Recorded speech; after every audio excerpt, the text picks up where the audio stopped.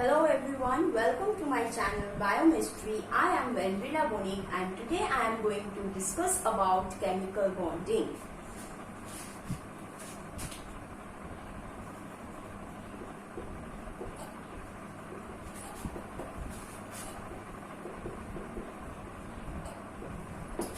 So this bonding takes place between two atoms, and this bond formation takes place when already present bond is broken and a new bond will be formed.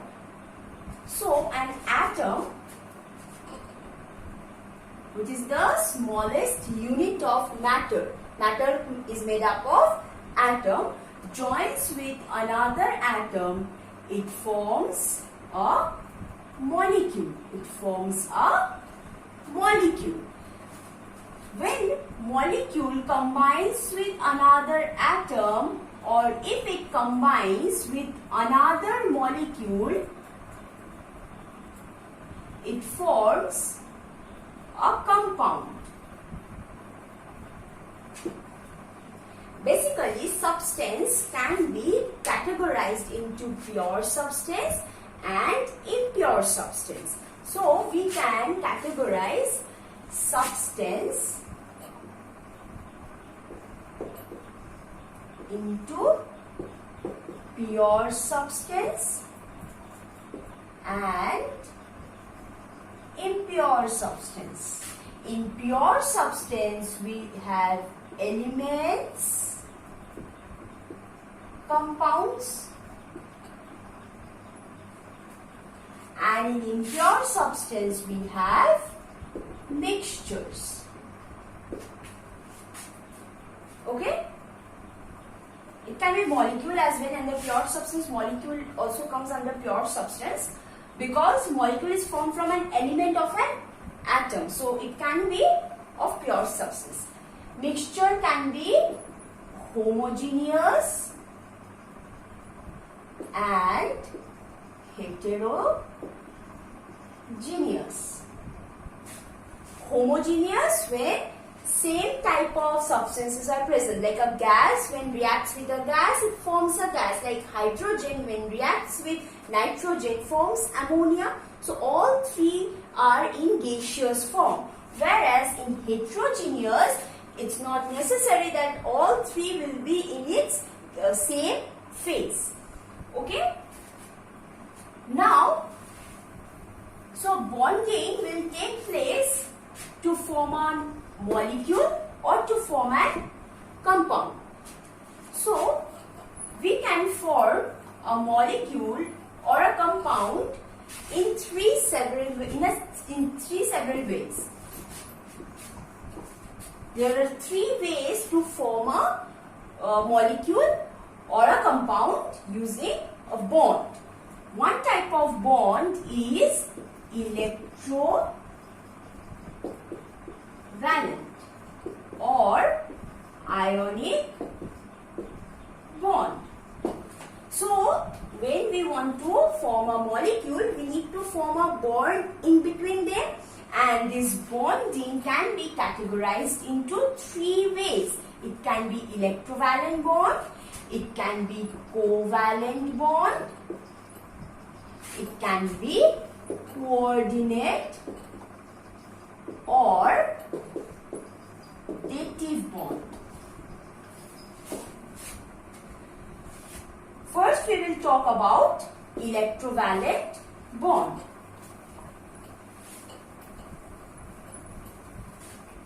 So I will quickly write all the three types of bonds.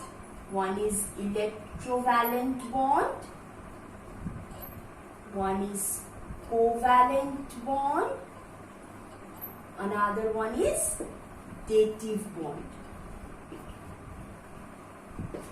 So now we will talk about electrovalent bond or ionic bond. So you can see the name is ionic. That means the bond is formed between two ions. So it is the characteristic, this kind of bond is the characteristics of a metal and a non-metal. A metal and a non-metal will join to form an electrovalent bond. How? Now, in the valence electron of metal, we have valence electrons. Metal contains 1, 2 or 3 electrons. On the other hand, non-metals valence electrons 5, 6 and 7. So to maintain the stable electronic configuration, these metals will lose electrons, their valence electron, to achieve stable noble gas configuration, and non-metals will take electrons to attain the nearest noble gas configuration, which is stable. So, for example, I am taking sodium, whose atomic number is 11. Its atomic number is 11. So I can write in this way: 2, 8, 1. So you can see this is not a stable configuration for sodium. So this sodium has 1 valence electron in it. So it needs to lose this electron. So loses 1 electron. So it forms an ion, and we know a positively charged ion is called a cation. And now the configuration is 2, 8. On the other hand, so this is the story of a metal. Now if I take chlorine, whose Z value is 17. So is 2, 8, 7. As I told you, the valence electron of non-metal is 5, 6 and 7. Valence electrons, what are valence electrons? These are the outermost shell electron. Electrons present in outermost shell. Electrons which are present in outermost shell, they are called valence electron. So in case of chlorine, you can see the valence electron is 7. So it is not even stable. So it needs 8 to achieve the electronic configuration, which is the stable electronic configuration. So it gains 1 electron. So when it gains 1 electron, it becomes negatively charged ion. So it forms negatively charged ion, which is 288. And this type of ion is called anion. So negatively charged ion is called anion, and positively charged ion is called cation. So now you can see this is a positive charge. So sodium has a positive charge now. Chlorine has a negative charge, which is a chloride. Now in between them, there will be an electrostatic force of attraction. So they will have some electrostatic force of attraction. So basically this is not a true bond that is formed. It is just an attractive force. So this is called electrostatic force of attraction, and this is what is ionic bond.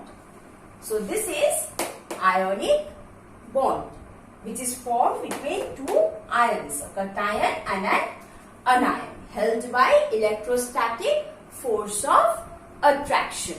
So we can say in electrovalent bond there should be a difference in electronegativity. So in electrovalent bond there should be difference in electronegativity, so that the metal can easily lose its electron and non-metal can easily gain the electron. So there will be high difference in their electronegativity, and the metal should have low IP, that means low ionization potential, so that it requires small amount of energy to form the ion, whereas non-metals high IP. In case of non-metals, it must have higher ionization potential, and metals should have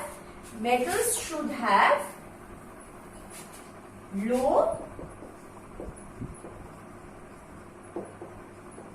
electron affinity, because it's a metal. So it has a tendency to lose its 1, 2 or 3 electrons from the valence shell. So it should have low electron affinity, and non-metals must have high electron affinity. Clear? So the characteristics of an electrovalent bond is that it must have the metal and the non-metal which are taking part in the bond formation must have a difference in electronegativity. The metal should have low ionization potential value. Non-metals should have high ionization potential value. On the other hand, metals should have low electron affinity and non-metals high electron affinity. Now, the metals which have 1, 2 or 3 valence electron in its valence shell, it must lose its electron to form a cation, whereas in case of non-metal, it should have 5, 6 or 7 electrons to gain the electron, so that both can achieve the stable electronic configuration like the noble nearest gas, that is octet. That stable electronic configuration is that noble gas possess. They have octet, that means 8 electrons in their outermost shell, and doublet, which is 2. So this contains 8 electrons, and doublet contains 2 electrons. So this type of configuration must have for both metal and a non-metal. So when they are losing, when the metal is losing the electron, it is forming a cation. When the non-metal is gaining an electron, it is forming an anion. So in between them, there is an attractive force which we call electrostatic force of attraction, and that is forming the ionic bond. So this is your electrovalent bond.